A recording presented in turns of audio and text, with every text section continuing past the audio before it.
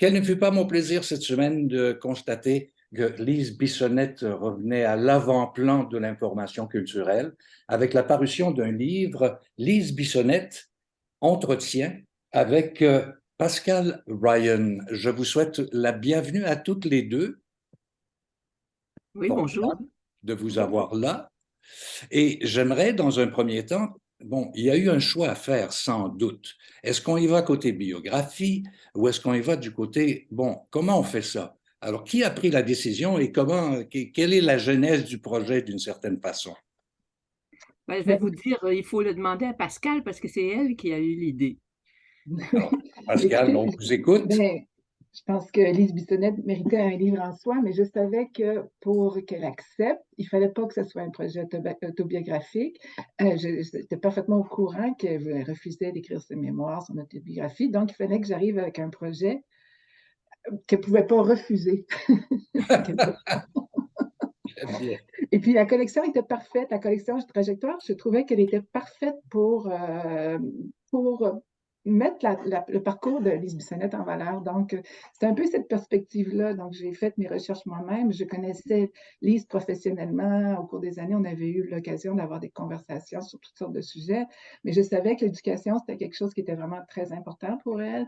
Les institutions nationales, l'accès à la justice sociale, à l'éducation, au savoir, à la culture. Bon, donc, je savais qu'il fallait que ce soit au centre de ce livre-là.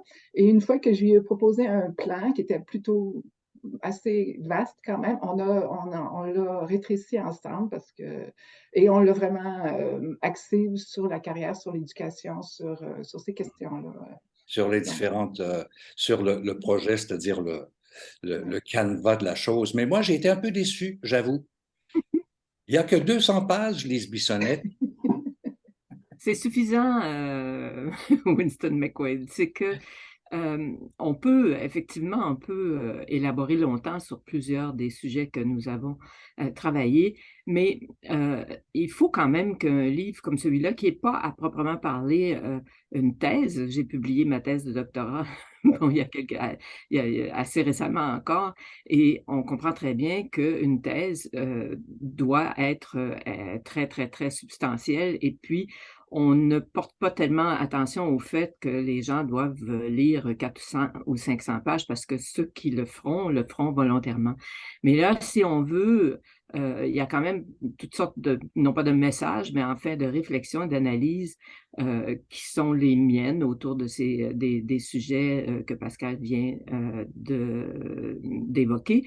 Et je voulais tout de même que ce soit accessible et qu'on puisse le lire peut-être presque aussi facilement que de lire un éditorial ou de lire une chronique, si vous voulez. Donc, c'est un parti pris, certainement. Et je trouve que les 200 pages se tiennent. On a couvert quand même pas mal de terrain. Ah, ah. Mais je dois dire aussi que c'est l'historienne, on sent l'historienne derrière tout ça et on sent la recherche derrière tout ça. Et je pense que Pascal, vous vous êtes attardé aussi sur ce que l'on trouve en début d'écriture, c'est-à-dire l'Abitibi. Abitibi qui se veut un grenier de culture, un grenier d'écrivains d'une certaine façon. Oui, ben écoutez, comme je vous dis, j'ai beaucoup fréquenté les Bissonnette professionnellement, puis ça revenait beaucoup dans ses écrits, dans ses interventions, dans ses discours, cette question-là de la BTB, puis du manque d'accès à la culture. J'étais convaincue qu'il y avait quelque chose dans ces racines-là qui lui avait donné une impulsion dans les batailles qu'elle a menées dans sa vie, justement pour l'accès à la culture, au savoir et tout ça, dont elle avait été privée d'une certaine façon, puis pas juste elle, évidemment, mais plein de gens au Québec dans cette période-là. Donc, il fallait pour moi commencer par cette question-là du contexte abitibien, de la période où elle a vécu en Abitibi. Ouais. Donc, juste c'est votre incubateur d'une certaine façon, Lise Bissonnette, même si vous avez quitté à 15 ans pour aller dans un pensionnat plus au sud, c'est quand même ça, non? Oui, ben, en fait, je ne sais pas si on peut parler d'incubateur parce qu'il n'y avait pas énormément de choses à incuber à l'époque. Certainement, il y a des choses qui me rattachent à l'Abitibi de façon très affective. Bon, j'ai souvent écrit qu'il fallait que les Québécois comprennent que ça n'est pas la Nouvelle-France, hein. Bon, que l'Abitibi que j'ai connue, c'est plutôt une société très nord-américaine, très industrielle. On en parle encore beaucoup aujourd'hui dans l'actualité à cause de la fonderie Horn, mais j'ai été élevée sous les fumées de la fonderie Horn et moitié en anglais, moitié en français. C'était Abitibi et c'est un pays qui, sans être industrialisé, en tout cas, ne fonctionnait avec les mines et les forêts. Donc, on n'est pas du tout dans Charlevoix, là. On n'est pas non plus dans l'île d'Orléans. Donc, et ça, j'aime le rappeler parce que c'est un contexte qui, moi, me plaît assez. Bon, me permet de prendre une distance eu égard à des choses qui sont, vous savez, la légende québécoise habituelle. Bon, je pense qu'elle est plus diverse que ça. D'autre part, et là, c'est la partie plus difficile, effectivement, il n'y avait rien. Quand vous dites j'ai quitté à 15 ans, on revenait à Noël, à Pâques, aux vacances. Mais si on voulait continuer, poursuivre des études, les garçons pouvaient aller jusqu'à la fin du bac SR parce qu'il y avait un collège classique pour garçons qui offrait l'entièreté du programme. Pour les filles, il n'y avait rien. Et ça n'est pas que je viens d'une famille qui était si forte en matière d'éducation. Mes parents voulaient que nous soyons éduqués, certainement, que nous poussions nos diplômes. Mais pour ma mère, le sommet, c'était un brevet d'enseignement. Et c'est dans ce contexte-là, d'une part. Et d'autre part, la ville elle-même, tous ses alentours, outre les institutions d'éducation qui n'y étaient pas, ou très très peu pour nous en tout cas, il y avait aussi rien d'autre, en fait. Vous savez, on nous pose la question parfois de quel est le premier concert auquel vous avez assisté? C'est les questions que les banques nous demandent pour avoir accès à nos comptes, là, vous savez, les questions. Et puis, je réponds toujours Lise Boucher. Qui était Lise Boucher? C'était une jeune femme qui jouait du piano et qui faisait une tournée pour les jeunesses musicales. C'est le seul concert dont je puisse me souvenir à l'époque, donc ça arrivait une fois par année. Alors, ça vous donne une idée si vous comparez à ce qui est devenu, évidemment, Rouyn-Noranda en matière culturelle. On est à des années-lumière. Donc, on part de presque rien. Et ce que j'explique un peu dans ce livre tout au long et que Pascal a très bien fait ressortir tout au long, c'est que j'ai passé ma vie à faire du rattrapage.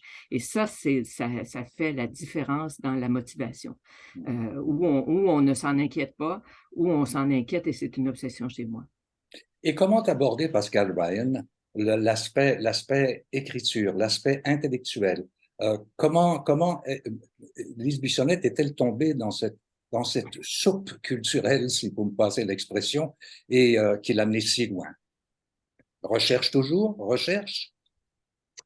Vous voulez dire comment j'ai abordé la question de l'écriture dans... Oui, comment amener le fait que la plume de Lise Bissonnette s'est développée?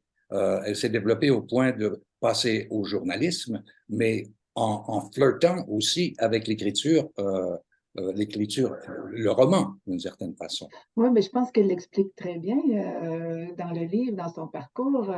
Bon, elle explique, quand elle parle du journalisme étudiant, elle explique qu'elle a toujours été bonne en rédaction en français, puis c'est quelque chose qu'elle aimait, mais elle l'a développé à travers le journalisme, et je pense qu'elle le mentionne très bien, Lise, vous le dites, c'est des fils de votre entière carrière, que ce soit l'écriture en journalisme ou l'écriture c'est un fil conducteur qu'elle a travaillé toute sa vie. Donc, je pense que ça l'amène par le journalisme, mais je pense qu'elle pourrait mieux l'exprimer elle-même. Alors, Lise, Oui. bon, parlez-nous de la différence entre l'écriture journalistique et l'écriture du roman, l'artiste en vous. Ben, c'est-à-dire que vous parlez de différence. Pour moi, il y a une continuité, en fait. J'en parle un peu au cours des entretiens. C'est que le devoir, et il faut bien souligner ici que j'ai essentiellement toute ma carrière en presse écrite, en tout cas, a été au devoir. J'ai essayé un peu ailleurs pendant une brève période et puis ça fonctionnait pas. Et puis, donc, le devoir était un endroit où on pouvait tout de même pratiquer une écriture qui était oui, journalistique, mais très non seulement soignée, mais parfois inventive. Et j'ai trouvé au Devoir des gens qui étaient prêts à accueillir cette façon de faire. Elle est controversée chez les journalistes. Hein. Chez les journalistes, parfois, on dit, bon, l'écriture, ça doit être un sujet, un verbe, un complément le plus clair possible, le plus simple possible, parce que ce qui compte, c'est le fond, c'est l'information, c'est ce qu'on donne comme reportage et tout ça. En venir Les au autres, fait. En oui, venir en au venir fait. au fait, mais ça n'est pas incompatible. Et puis, toute l'histoire du journalisme, que ce soit en Europe et même le nouveau journalisme qui était un peu exagéré là aux États-Unis, Tell a me a intégré. story. Jean, Oui, tell c'est me a ça. story. Oui, mais il y a quand même du grand journalisme qui s'est fait avec des gens qui est apparu au cours des années 70-80 avec des journalistes qui avaient une plume. Bon, et les lecteurs s'attachent à ces signatures et qui ne sont pas seulement la chronique, ça peut se faire aussi. Moi, je tentais de le faire même, j'étais correspondante politique à Québec et ensuite à Ottawa, et puis j'ai trouvé ce monde fascinant. Il faut réussir, me semble-t-il, à le rendre, même quand on est en train d'écrire un article sur une bataille constitutionnelle. Donc, le Devoir était un endroit qui me permettait de le faire, sans exagérer, bien sûr. Et d'autre part, il est certain que depuis toute jeune, parce que bon, Pascal vient de le dire, la rédaction française, c'était mon créneau. J'avais comme l'impression que je devais aussi aboutir à la fiction. Mais la fiction, j'ai bien sûr proposé des romans, je pense que les choses ne se passaient pas si mal et que c'était intéressant, mais peut-être que j'ai été trop, bon là, on affiche Marie suivait l'été, c'est le premier roman, ça m'a pris des années à l'écrire parce que je l'avais délaissé au moment où j'ai commencé à travailler au Devoir. Je l'ai repris par la suite et bien sûr, je suis encore assez contente, entre guillemets, de cette écriture de fiction, mais en même temps, je trouve que j'ai pas la fibre qu'il faut aujourd'hui pour être un écrivain ou une écrivaine au sens plein, en fait, de ce que c'est devenu, en fait, comme engagement personnel d'être dans l'écriture de fiction. Et ça, je l'explique dans le livre. C'est intéressant que vous posiez la question, Winston McQuaid, parce que ça ne va pas beaucoup attirer l'attention ailleurs. On m'interroge plus sur des questions politiques. Bon. Mais il reste quand même que la carrière, appelons ça aussi, entre guillemets, d'écrivain ou d'écrivaine aujourd'hui, je préfère ça à autrice. Hein. Bon, et puis, elle demande un engagement personnel énorme que je crois que je n'étais pas prête à assumer ou que j'assumais dans le journalisme. En fait, l'emploi du temps, si vous voulez, je l'ai plutôt exercé et dans le journalisme et plus tard, bien sûr, dans des projets comme dans la direction du Devoir et ensuite dans la Grande Bibliothèque. Donc, je n'ai pas consacré suffisamment de temps à tout ce qui accompagne le travail de l'écrivain. On vous doit, Lise, la Grande Bibliothèque. Grande Bibliothèque, et vous avez, travaillé très fort pour trouver les bonnes personnes pour vous accompagner dans ce projet, Oui. dont Pascal Bryan. Oui. Ben, c'est-à-dire que moi, j'ai eu la chance inouïe et tous les gens qui ont connu la vie des institutions au Québec et qui ont été à l'origine des débuts d'une institution, des commencements, peuvent apprécier ce que je vais dire. J'étais toute seule avec un crayon au ministère. Je n'avais même pas d'ordinateur encore. Et j'avais toute liberté de choisir entièrement mes collaborateurs. C'est une chose, parce que normalement, on hérite d'institutions préalables. Bon, les universités connaissent ça, bon, et les autres institutions aussi, on fusionne et puis on hérite des personnels qui viennent des autres institutions. Moi, j'avais entière liberté et ça a donné une équipe initiale extraordinaire. Et du côté de Pascal, ce que j'aimais et puis à quoi je tiens et puis dont je crains la disparition aujourd'hui, c'est que je voulais instaurer à l'intérieur de la Grande Bibliothèque qui a été fusionnée assez rapidement ensuite avec la Bibliothèque nationale et ensuite avec les Archives nationales. On a créé une toute nouvelle institution. Je voulais absolument instaurer une dimension recherche scientifique, collaboration avec les universités, recherche dans les fonds nationaux, c'est une tendance, en fait, c'est une réalité qui est plus près de ce qui se passe dans les grandes bibliothèques nationales européennes. Mais j'y tenais beaucoup ici parce que je voulais qu'on développe justement nos collections nationales qui sont très intéressantes, mais autour desquelles il fallait favoriser la recherche. Donc, j'ai créé une sorte de section recherche scientifique qui me paraît un peu menacée aujourd'hui, là, et Pascale est venue se joindre à nous à ce moment-là. Elle a un doctorat en histoire du livre vous savez à quel point je valorise ce genre de choses. Et pour y aller rapidement, je dois vous dire que quelques années plus tard, je l'ai retrouvé quand j'ai eu le mandat, et ça paraissait étonnant qu'on me confie le mandat de réfléchir à l'avenir du Parc olympique, mais comme j'aime les institutions, j'ai relevé le défi parce que je trouvais que c'était une institution extraordinaire au plan architectural comme au plan institutionnel. Et j'avais posé comme condition d'avoir véritablement une personne qui m'accompagne tout au long pour assumer d'abord et avant tout à la recherche en archives, la recherche historique sur ce projet et aussi toute la logistique, en fait. Et puis, elle a tous les talents. Elle pouvait faire à la fois la logistique et la recherche, donc ça s'est très bien passé. Et le rapport, en fait, nous l'avons fait ensemble. Alors, Pascale, est-ce que c'était un cadeau empoisonné? Le Parc olympique?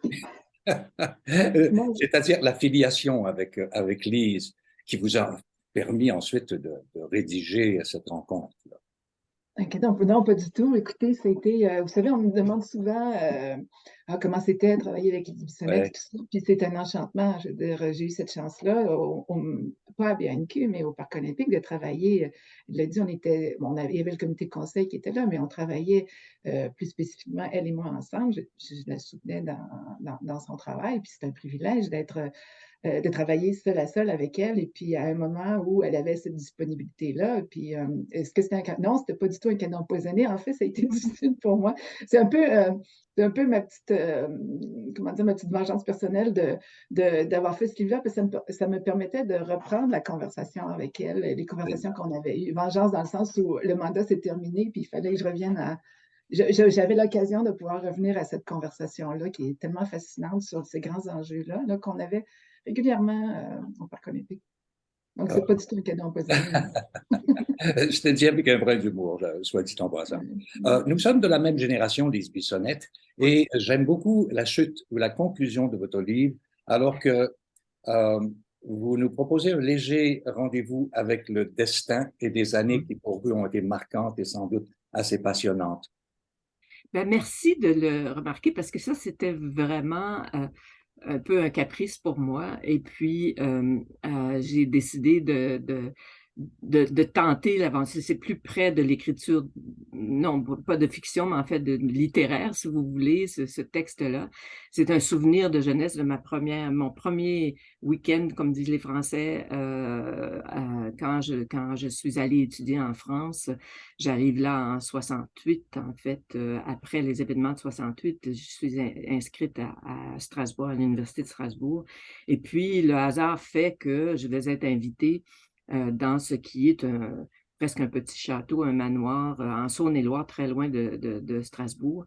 Et puis là, je vais rencontrer la France éternelle, puis en même temps la France contemporaine, mais je vais rencontrer en fait, j'avais passé ma jeunesse à lire toutes sortes, parfois des niaiseries, bon, les veillées des chaumières, vous savez, les romans français un peu insignifiants que les religieuses nous laissaient lire et tout ça, mais il reste quand même qu'il y a une atmosphère dans tout ça, le château, les mœurs, et puis il y a du Mauriac aussi. J'ai rencontré tout ça cette première fin de semaine et j'ai mis en relief l'image qui m'était restée entre toutes. Tout ça a duré à peine 2 jours et demi, mais l'image qui m'était restée entre toutes, c'était une bibliothèque avec des incunables. Les gens qui avaient acheté ce château probablement l'avaient acheté, les livres y compris. Hein? Bon, c'est-à-dire que meublé avec les livres. Je ne crois pas que c'était vraiment des intellectuels, c'était un retour d'Indochine, comme on disait à l'époque. Mais c'était magnifique comme endroit.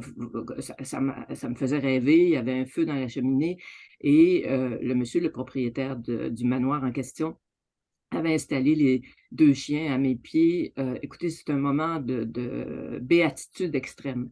Et là, j'ai à peine, j'ai 21 ans et puis, et je n'en reviens pas, en fait. Et puis, j'ai gardé tout ça et puis, je crois, je me suis dit, puisque on fait pas une biographie, mais tout de même, je crois tout de même qu'il y a un fil conducteur là-dedans, dans ma façon de vivre, dans la bibliothèque, dans le chien, dans le... Bon, et puis, j'ai probablement, consciemment ou non, voulu reconstituer ce moment de béatitude. Et je l'ai appelé d'ailleurs de contentement. On ne peut pas appeler ça le bonheur de façon, avec un B majuscule, vous savez. Mais dans la vie, il y a des instants de contentement où on ne cherche pas à expliquer les choses plus longuement. C'est tout simplement qu'on se trouve bien et on est même content de son sort. Et c'est un peu ça que j'ai voulu raconter en disant il y a beaucoup de moments où on est satisfait, où les choses vont bien, où on pense que la vie se présente bien, mais des moments véritables de contentement, il n'y en a pas de meilleur que celui-là. C'est ce que j'ai essayé de... Et je suis contente que vous ayez lu et apprécié ce petit bout de texte. Ça me touche énormément. Pascal, est-ce que vous êtes contente? Oui, oui, je suis très contente. Oui, je suis dans une Vous avez situation bien contente. raison. Parce qu'il faut dire que Lise Bissonnette n'est pas un personnage. C'est quelqu'un qui a un sens de l'humour, l'émotion à fleur de peau, qui a une intelligence qui lui permet de faire les bons choix, et qui sait s'entourer sur le plan administratif particulièrement de gens extrêmement compétents. Et moi, je recommande fortement la lecture du livre que l'on vient de voir à l'écran et que je tiens à mes mains. Et je l'ai lu avec plaisir et satisfaction et aussi un certain contentement, Lise Bissonnette. Merci. Ça a été véritablement une jolie rencontre et peut-être en terminant, vous voyez ça comment dans la suite des choses? Tiens, c'est Blue, je vous présente Blue en passant. Vous voyez ça comment, Lise, dans la suite des choses? Vous voulez dire, est-ce que je continue? Oui. Ah ben, écoutez, j'ai le projet de publication qui est en marche aujourd'hui, ça ne vous étonnera pas. C'est un peu une forme de post-doctorat. Ça, c'est aussi le doctorat, c'est un contentement extrême aussi de l'avoir fait de 2010 à 2015, d'y être arrivé. Et puis, j'ai trouvé un roman inédit de mon sujet, du personnage qui est mon sujet de thèse. Je l'ai trouvé à l'Université Yale. J'ai terminé la préparation d'une édition critique et elle devrait paraître aux presses universitaires de Rennes au cours des prochains mois. Donc, pour moi, c'est la prochaine étape. Je ne vois jamais beaucoup plus loin. Je préfère ne pas aller trop loin. Et je sais trop bien qu'on ne sait jamais ce qui peut se produire. Ben, on a une rencontre en dormance. Lise Bissonnette, merci beaucoup. Et félicitations, Pascal, d'abord. Merci. Et bravo pour avoir si bien écrit cet entretien. C'est un véritable plaisir et je vous souhaite une bonne continuité à toutes les deux. Merci beaucoup. Merci. Merci.